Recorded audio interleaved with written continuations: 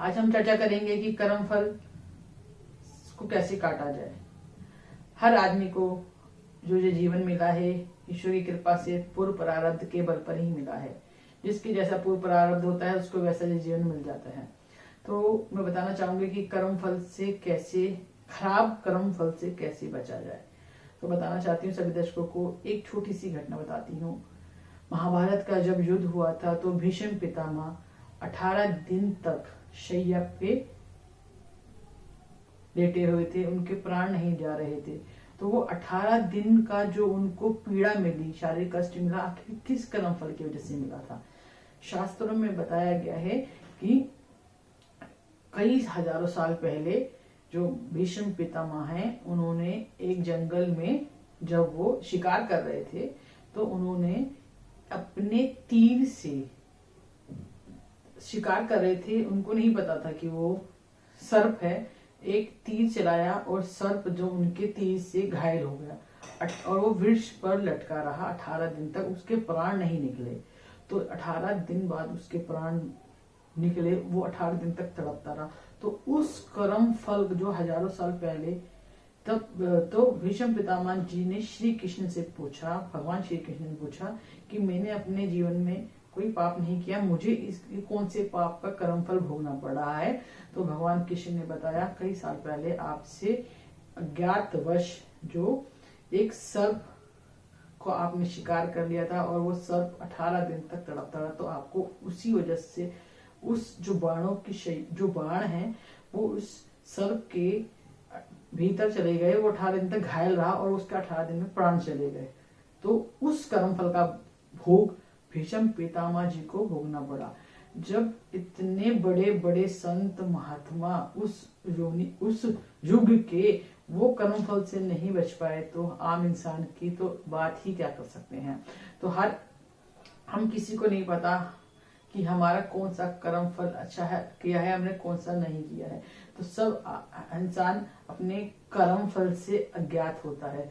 तो आपको जीवन में अपने खराब जो फल होते हैं, जब खराब दशाएं आ जाती हैं तो जीवन में वो खराब फल देने लगता है। तो जरूरी नहीं है कि आपको उस खराब समय का इंतजार करना है और फिर जाके आपको पूजा पाठ करनी है।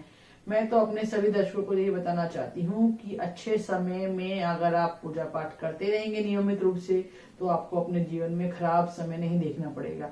और आपका अगर कुछ बड़ा अहित होना भी होगा तो वो छोटा होके हट जाएगा आपके जीवन से, लेकिन भोगना तो आपको पड़ेगा ही, चाहे वो आपका बड़ा कर्म फल खराब हो या आपको छोटे से भगवान आपको बचा ले। तो वो कैसे आप अपने खराब कर्म फल से बचेंगे?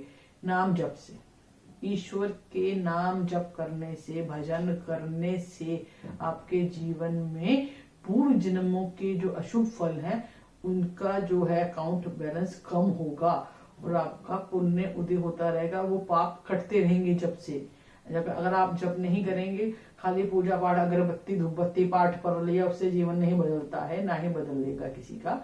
अगर आपको जीवन बदलना है तो आपको अपना जो समय है नाम जप में निकालना पड़ेगा। और एक माला में अपने सभी दर्शकों को बताना चाहती हूँ, 1 माला 3 माला 11 माला से जीवन नहीं बदलता है। जैसे जैसे जप बढ़ेगा संख्या, वैसे वैसे आपके जीवन की अशुभताएं दूर होंगी। तो कम से कम आपको जब संख्या बढ़ानी है, ईश्वर का नाम जब अधिक समय करना है, कम से कम 51 और 101 पे जिस दिन आप आएंगे, जब करते करते करते करते तब आपके जीवन के जो पूर्व प्रारब्ध का जो खराब फल है स्टार का, वो आपका दूर होगा। तो आपको जप के द्वारा, भजन के द्वारा, मंत्रों के द्वारा उसको आपको काटना है, वरना आपको वो जीवन में अशुफल झेलना पड़ेगा। और कभी कभी 6 महीने का खराब समय भी बहुत खराब कर देता है जीवन में।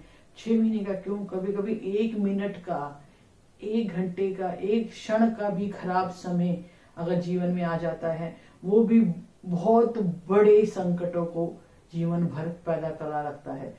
कभी कभी 1 मिनट का खराब समय भी बहुत बड़ी जीवन में हानि कर देता है, बहुत बड़े कष्टों को पैदा कर देता है, दुख तकलीफें दे देता है जीवन में, जिसका भरपाई नहीं हो पाती है। बहुत से लोग कहते हैं अभी तो ये बहुत अच्छा था, अब ये ऐसा हो गया, वो कितना संपन्न था, उसके साथ ऐसा हो गया। कैसे कैसे क्या हो जाता है, कैसे कैसे क्या हो जाता है। मैं बताना चाहूंगी, पूजा पाठ जब तब भजन करते रहेंगे तो आप अपने जीवन में अशुभ फलों से बचे रहेंगे। अगर आप पूजा पाठ जब तब नहीं करेंगे तो आप संकटों में ही घिरे रहेंगे, क्योंकि बताना चाहती हूँ घरों से ऊपर है परम पिता परमेश्वर नारायण जो पूरी सृष्टि के मालिक है। अगर आप उनके चरणों की शरण में आ जाएंगे तो आपको किसी के चरणों में पड़ने की जरूरत नहीं पड़ेगी। जीवन